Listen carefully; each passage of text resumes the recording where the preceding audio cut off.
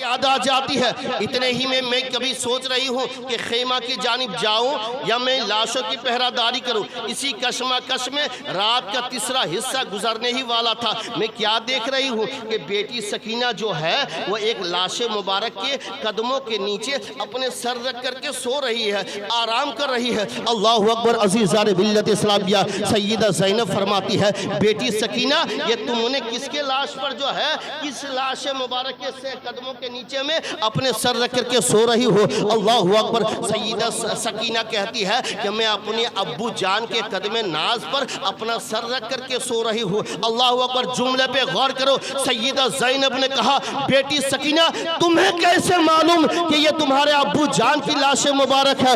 اللہ اکبر۔ عزیزان ملت اسلامیہ، تو وہ بھولی سی بچی، چھوٹی سی بچی جواب دیتی ہے پھوپھی جان سنو، جب میں مقتل کی جانب آئی تو مقتل کی جانب آئی تو سارے لاشوں کو میں نے دیکھا، سارے لاشیں ایک جیسے نظر آنے لگے۔ میں نے اپنے ابو جان کو آواز دی، میں نے اپنے ابو جان کو پکارا تو اللہ اکبر ابو جان کی بارگاہ سے جانتی ہو پھوپھی جان کیا آواز آئی؟ ایک پنجہ نظر آیا، ہوا میں ایک پنجہ نظر آیا اور کہا بیٹی سکینہ تم میرے پاس آ جاؤ، میں یہاں ہوں۔ اللہ اکبر۔ سیدہ زینب نے کہا کہ بیٹی سکینہ تم نے اپنے باپ کے سینے پر سر رکھ کر کے کیوں نہیں سویا ہے؟ اپنے باپ کے چھاتی پر سر رکھ کر کے کیوں نہیں سویا ہے؟ قدم ناز پر کیوں رکھ کر کے سر رکھ کر کے سوئی ہے؟ اللہ اکبر۔ عزیزان ملت اسلامیہ، اس وقت سیدہ سکینہ جواب دیتی ہے او میری پھوپھی جان سنو، آپ کو پتا ہے یہ یزیدی کتے نے نہ جانے میرے ابو جان کے سینے پر کتنے نیزوں کا زخم کیا ہوگا،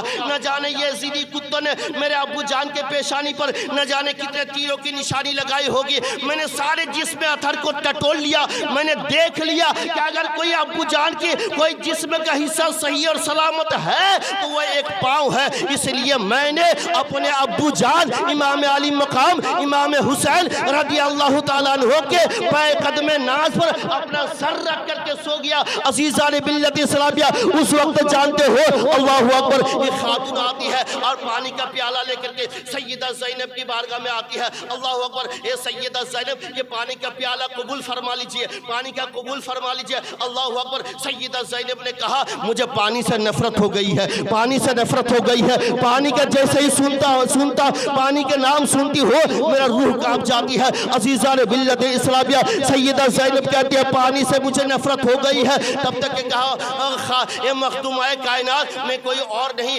بلکہ میں حور، حضرت حور کی بیوی، میں حضرت حور کی بیوی ہوں، پانی قبول فرما لیجئے۔ اللہ اکبر۔ مختصر میں سنتے ہوئے چلے، اشارہ چل رہا ہے، بڑی تیزی کے ساتھ میں آپ تک بات پہنچانے چاہ رہا ہوں۔ سیدہ زینب رضی اللہ تعالیٰ عنہ نے وہ پانی کا پیالہ کو لیا اور بیٹی سکینہ کے حوالے کیا، بیٹی سکینہ اسے نوش فرما لو، بیٹی سکینہ 3 دن سے بھوکی پیاسی ہو، اسے تھوڑی دیر کے لیے پی جاؤ۔ عزیزان ملت اسلامیہ، بیٹی سکینہ نے پانی لیا اور کہا پھوپھی جان آپ بھی تو 4 دن سے بھوکے پیاسی میں ہو، آپ بھی تو کچھ کھائے پیے نہیں ہو، آپ پی لو۔ تو سیدہ زینب نے کہا او پیاری سکینہ میرے گھر کا یہ اصول ہے کہ پہلے بڑے نہیں پیتے ہیں بلکہ پہلے چھوٹے کو پلایا جاتا ہے، پہلے چھوٹے کو پلایا جاتا ہے، پہلے چھوٹے کی پیاس بجھائی جاتی ہے۔ اب جیسے ہی بیٹی سکینہ کے ہاتھوں میں وہ پیالہ تھمایا گیا، عزیزان ملت اسلامیہ اب وہ پیالے کو لے کر کے مقتل کی جانب دوڑتی ہے، مقتل کی جانب دوڑ لگاتی ہے۔ اللہ اکبر۔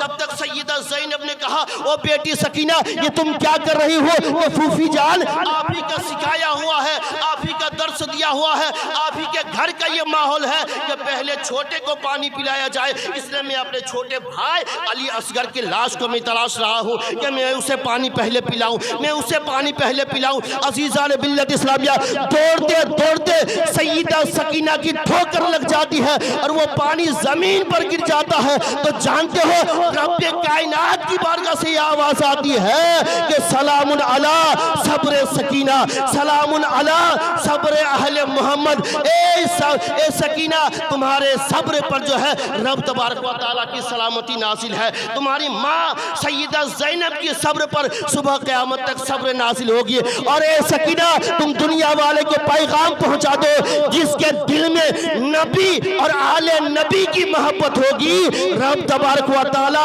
نبی اور آل نبی کے صدقے میں اسے بندے کو دنیا میں بھی کامیابی عطا فرماتا ہے اور آخرت میں بھی کامیابی ہی کامیابی عطا۔ عزیز